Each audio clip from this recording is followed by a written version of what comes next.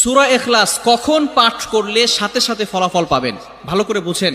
সূরা ইখলাস হচ্ছে পবিত্র কোরআনুল কারীমের ভিতরে ছোট সূরাদের ভিতরে অন্যতম একটি সূরা। তবে ফজিলতের দিক থেকে সূরা ইখলাস হচ্ছে গুরুত্বপূর্ণ ফজিলত, এবং এই সূরাটা এমন একটা সময় আল্লাহ পাক রব্বুল আলামিন নাজিল করে দিয়েছেন যখন আল্লাহ রাসূল সাল্লাল্লাহু আলাইহি ওয়াসাল্লাম দ্বীনের প্রচার করতে লাগলেন। এমন সময় আল্লাহ পাক রব্বুল আলামিন এক আল্লাহর দাওয়াত দিতে লাগলেন।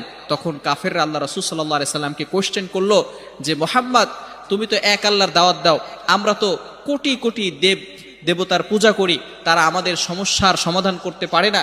তুমি যে আল্লাহর দাওয়াত দাও সেই আল্লাহ কয়জন এবং সেই আল্লাহর সন্তান আছে কিনা?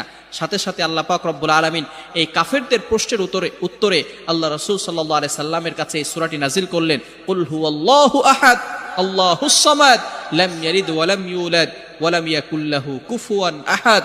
আল্লাহ পাক রব্বুল আলামিন এক, অদ্বিতীয়, এবং আল্লাহ